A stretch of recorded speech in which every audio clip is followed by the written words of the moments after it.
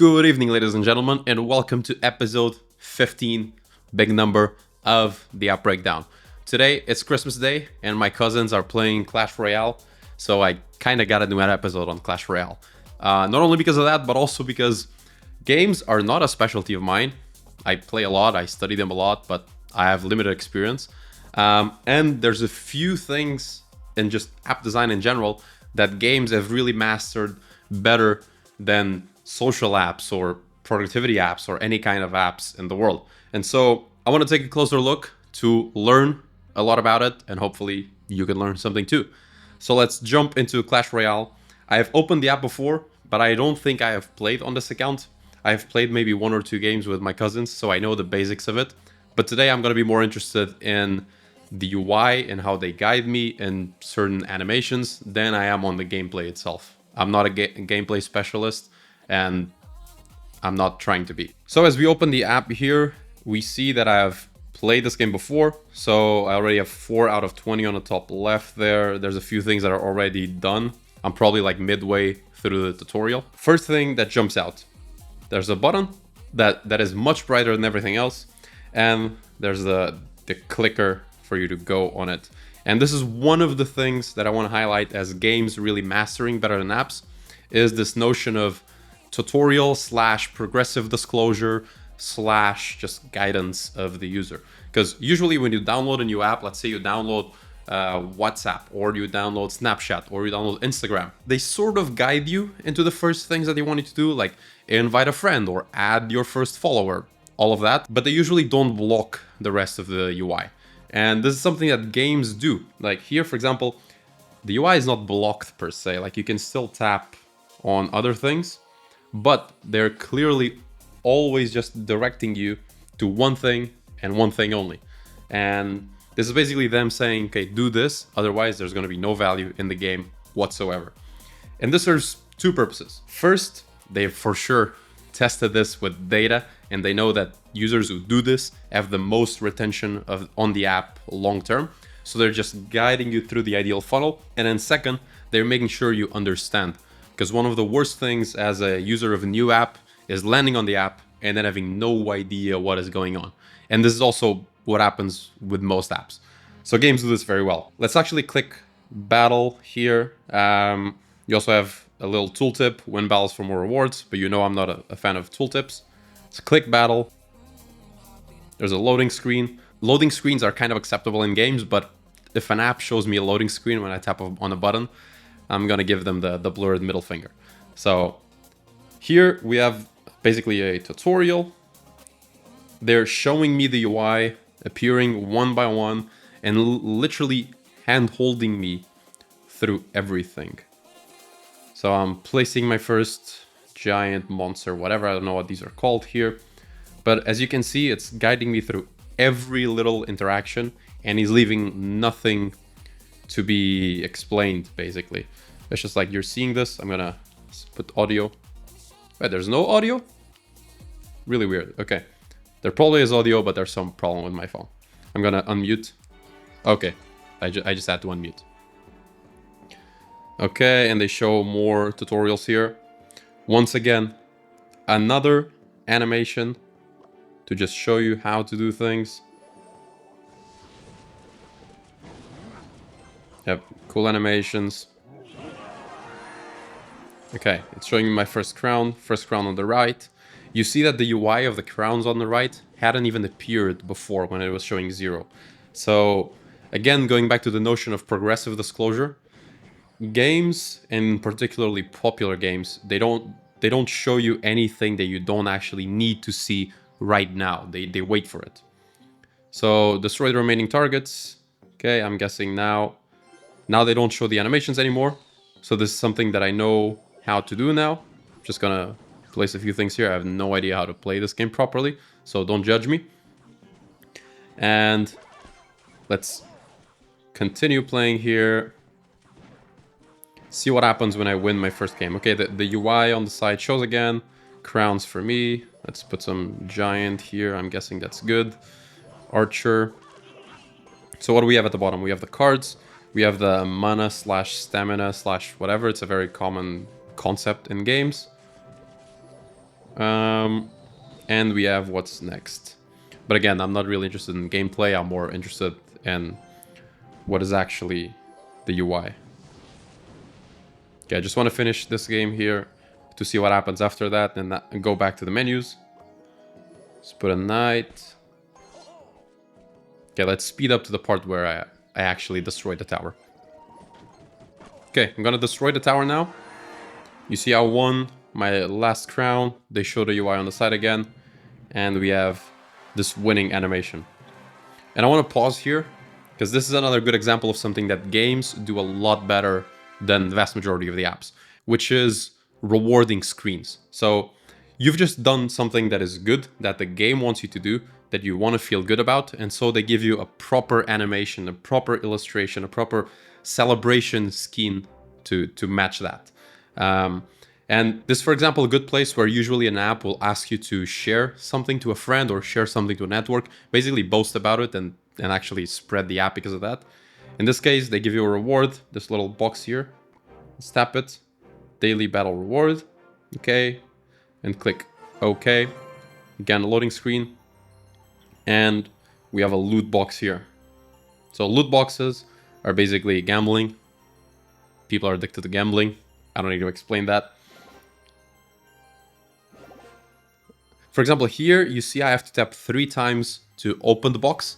And this is something that I called basically good friction or rewarding friction, where the more effort you put into getting something, the more you enjoy getting it.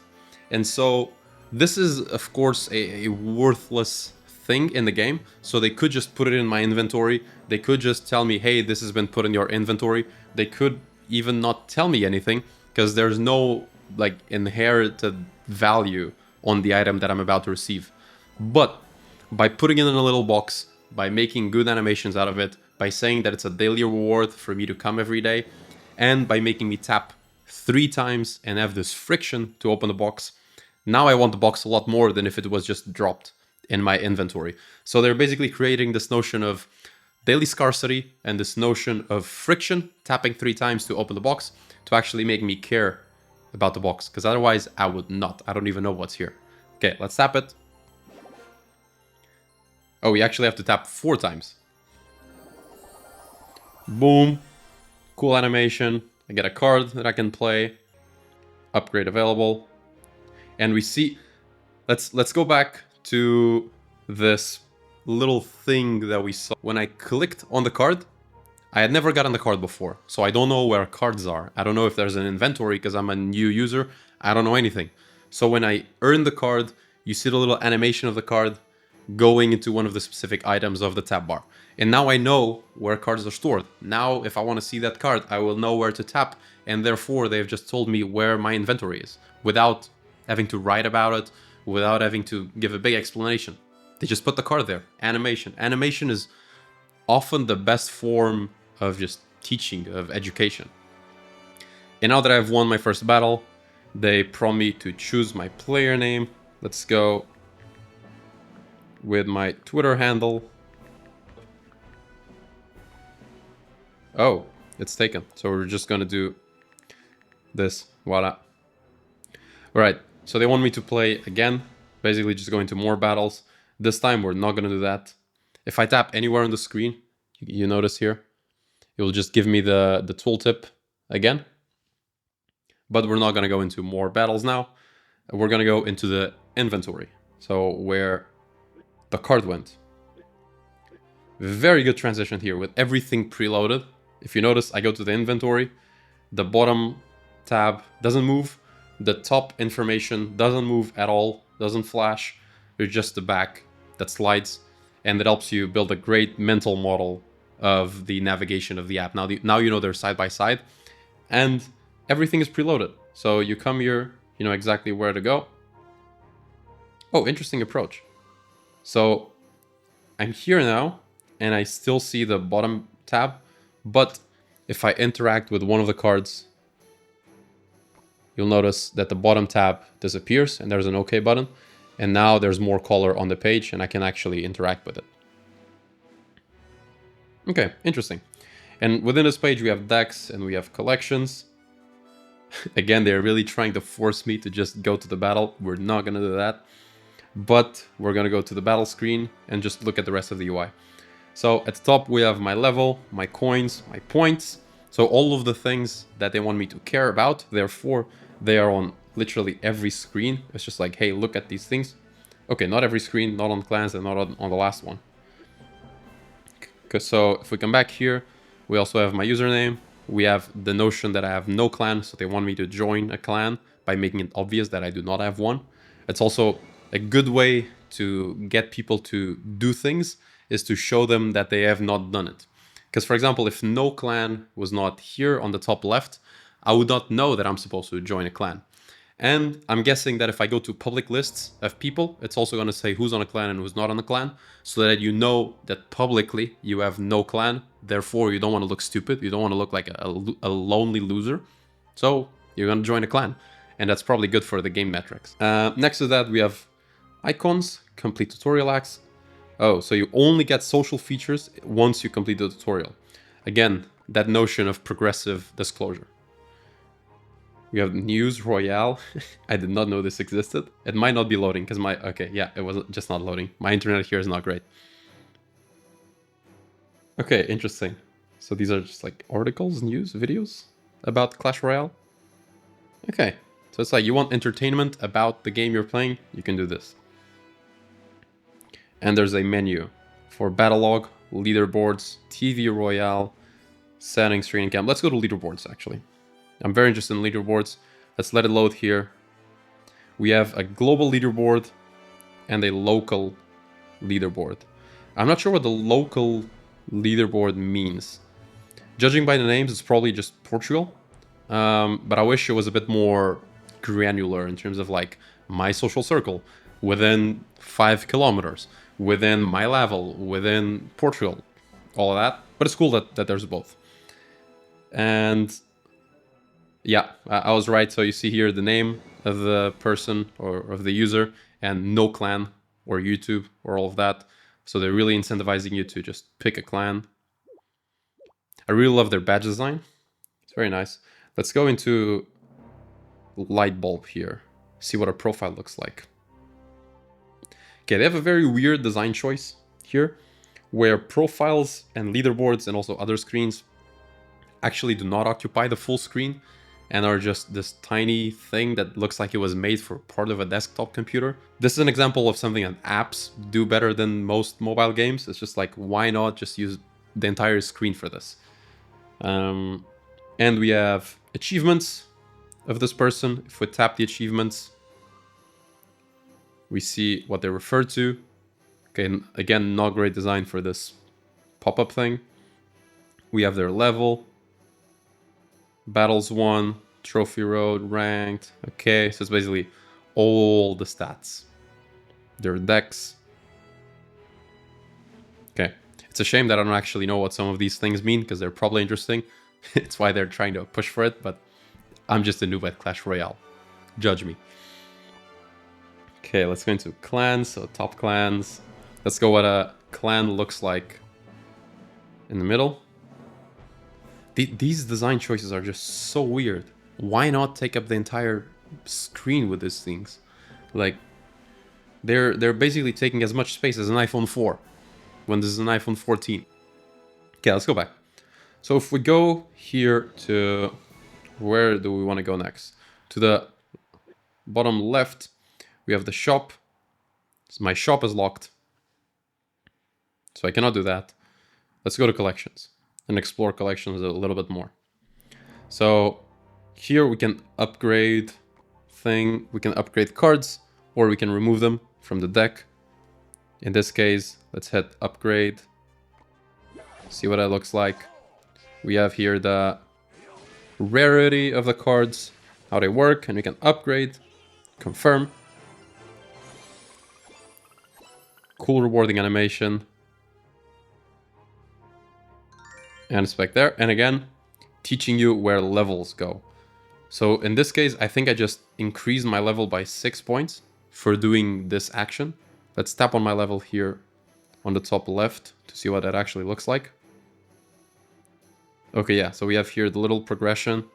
Nothing special, to be honest. On these types of things like profiles and leaderboards and this type of progression, I was expecting a bit better from the game. But I'm guessing they just focus on the gameplay, which kind of makes sense, but the game is so big that I was expecting these other parts to be a little bit more polished. Let's tap on the coins on top. It's gold and gems to buy cards and more. Okay. Hit OK at the bottom. And I'm actually just going to speed run through the second battle here.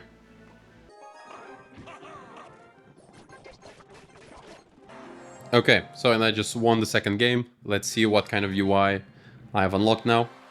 I have a new reward. Loading screen. Alright, cool. We have once again the box. This time it's 1 star. Or no, when I tap it, it becomes 2 stars. 3 stars. And last one. Opening the box. Beautiful animation. I wish it had some haptics. I gained some archers. Okay, and now the UI is actually unlocked. So we have unlocked an arena. They explain to me what an arena is. If I go back... Oh, this is interesting. So notice how I was on this arena, but then they wanted to show me where the arena actually stands, where it is on the screen. And so they did just a little bit of a scroll. And now I know that the arena is up. So through these little animations, once again, they basically just teach me the entire structure of the app, the entire mental model that I should follow. And if I tap OK, now I know that if I tap on the arena, I just need to go down to find my other arena on the training camp. And if I go up, it's going to be upcoming arenas. Nice detail of things popping up into view as you scroll.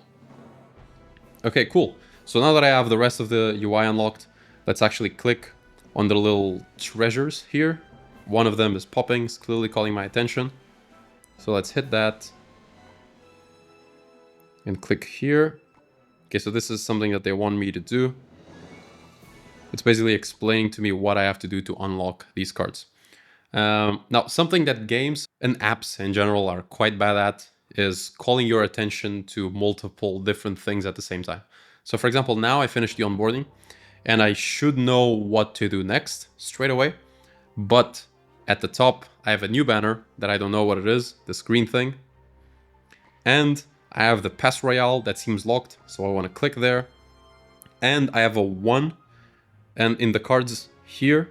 And I have a 1 in the cards below that. And I have a 1 in the championship trophy thing.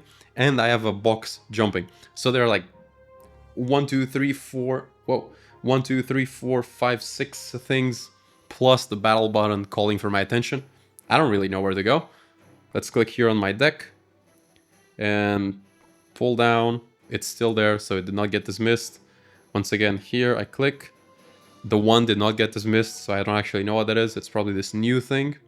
If I tap on it, just giving me some information. Oh, what the heck happened? Oh, I changed the game mode. Okay.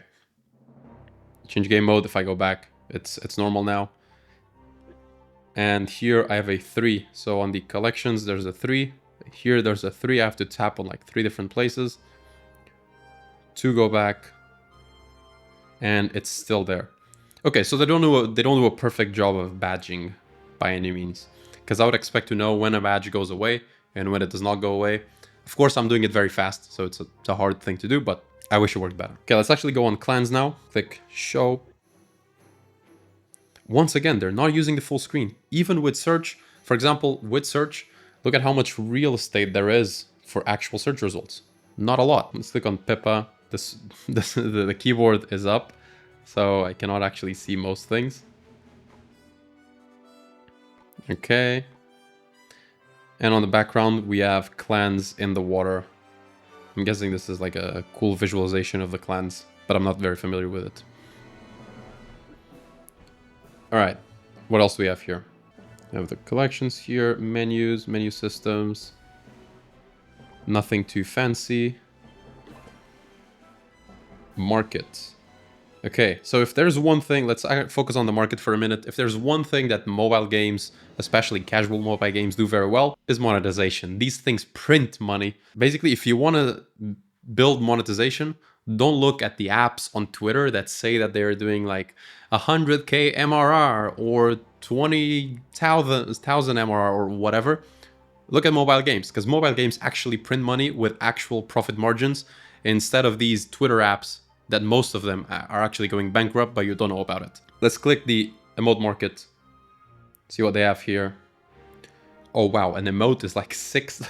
That's crazy. Let's tap on one of these emotes. Oh, I cannot just buy it? Oh, okay, so it pulls. Interesting. So you have the emotes, and if you tap on one, it doesn't even explain to you what it is. It just shows my blurred card, and you just have to pay. So it's literally zero friction. It's like there's no card, there's no other payment options, there's no 3 screen long paywall. It's just like you tap and there's Apple Pay, and you pay, and that's it. And I was also expecting the price to be in coins so that you would buy coins for the price and all that, but it's actually just euros. So if I tap, oh, there's also coins. Okay, so if I tap here to buy 250 coins, go to shop, I can just tap one of these. Boom, Apple Pay. Okay, I did not know that this is how their shop worked. You just tap on items and you get Apple Pay. No checkout, no cards, no mess. Just Apple Pay. I love it. Okay, so you have just a bunch of things here to buy. Interesting. Let's click on the IE and just see what it says. For details, visit our website.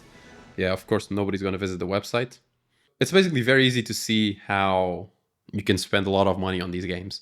And I'm guessing this is not the only place where they upsell you. They probably upsell you like in between battles or on the deck itself. Like if I want to upgrade one of my cards, let's actually check if that's a thing or not. If I do upgrade, you need 2 cards to upgrade. Okay, so you cannot pay to upgrade. Or maybe you can, but I don't know. But I would imagine that this is one of the pay to win things that is very easy to make money from. It's just like, hey, you want X card, pay for it. But it also kind of ruins the gameplay in many games, so I don't know if they do it here or not.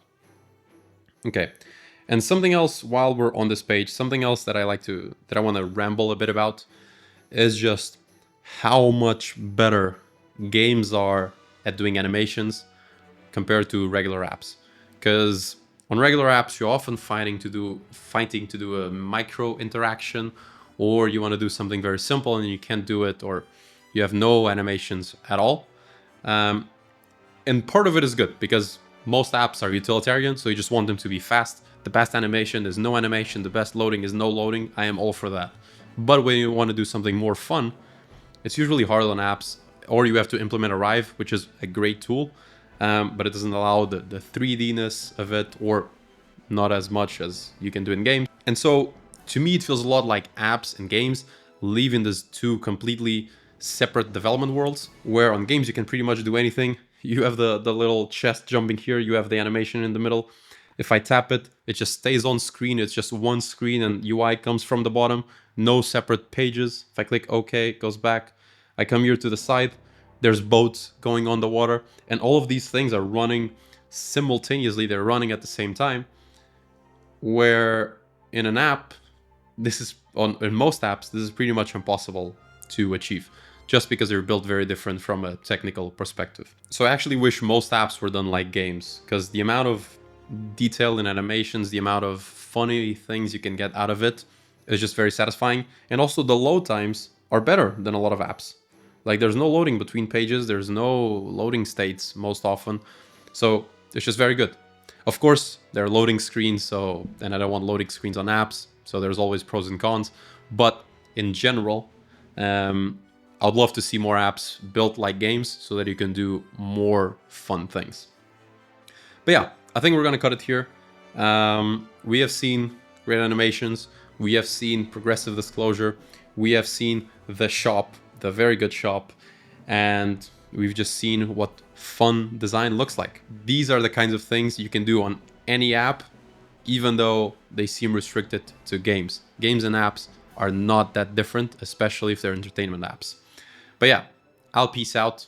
I'll see you on the next episode of the app breakdown.